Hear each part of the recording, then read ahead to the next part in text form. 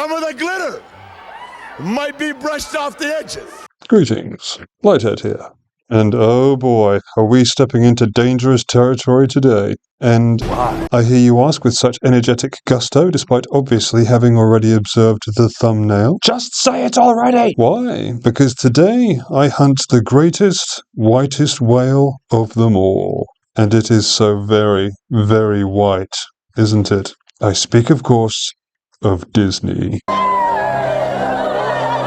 Yes, the supreme amalgamation of so many other people's hard work, all rolled into one ghastly gestalt entity. My name is Legion, for we are many. An entity so massive, bloated, and deformed as to terrify small children and hardened adults alike. Run by people with such huge, cavernous holes in their proverbial hearts that the many billions of dollars they already possess seems little more to them than the scraps lining the cage of the scrawny, malnourished, and unloved gerbil of public opinion. So dirty. Ugh. But unmasked, unabated greed isn't Disney's only fault, is it? No, no, no. It has a far deeper and darker flaw, and I'm not even referring to the terrible woke phenomenon. See my woke video if you haven't already. No, I mean a flaw that has followed it since its very inception. The shadow of fascism. Allow me to explain. Get on with it! Get on with it. Yes, get on with it! Get on with it! Back in good old 1901, when everything was still black and white apparently, a man was born. A man with an oiled mustache and a dream. To entertain the children, and to make as much money as he possibly could from them. This man was Walt Elias Disney, and he sought to bring his particular brand of lifelike, and therefore at the primitive time, wondrous animations to all who could afford a cinema ticket.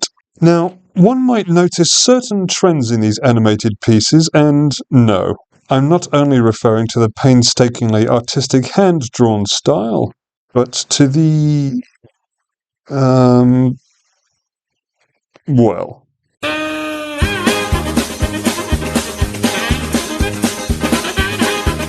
Yes, he didn't come off as the nicest of chaps. In fact, it's probably fair to say he was far, far worse than that. What the hell are you talking about? I hear you clamour. Well, it's like this.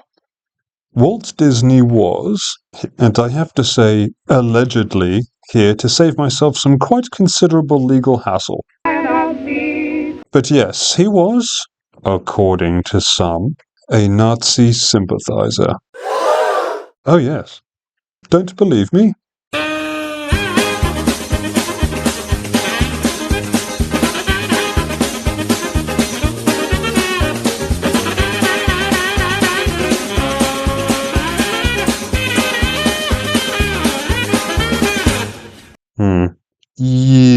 Yes, it's an ugly world we live in, and one made even uglier when you're forced to confront the realization that the progenitor of everything from Mickey Mouse to the Avengers films, because I'm not American and I refuse to use the childish term movies, It's a dumb word! was allegedly a big Bosch fancier who, and as a matter of factual record, invited Nazi film director Leni Riefenstahl to his studios to have a nice tour and a chocky bicky.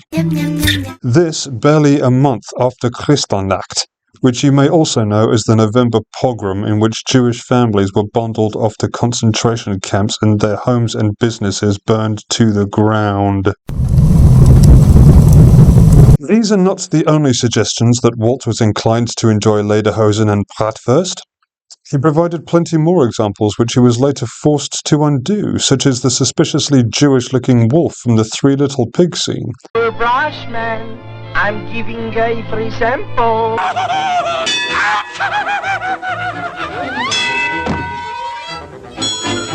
I'm the full brush man.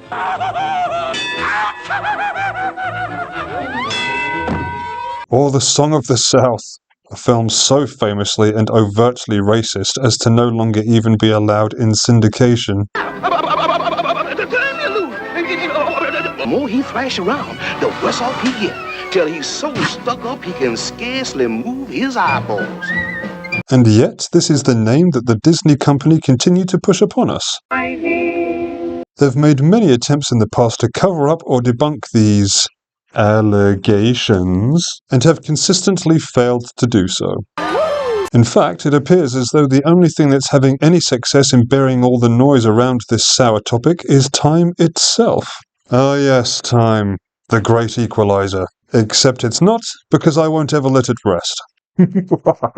That's right. Observe the woke trends that haven't exactly impressed the average Marvel fan, but have evidently given the fizz to the studio executives, turning male characters like the Ancient and Taskmaster into women, or at least creating female counterparts such as Lady Thor and Ironheart, two already shelved characters consigned to the bargain bin, or turning Captain America and Spider-Man, Falcon Yawn and Miles Yawn Morales, whatever, into black men and turning pretty much everyone else into a critic, because the fans just want to be entertained with even a teeny tiny smidgen of respect paid to the intellectual properties they grew up with.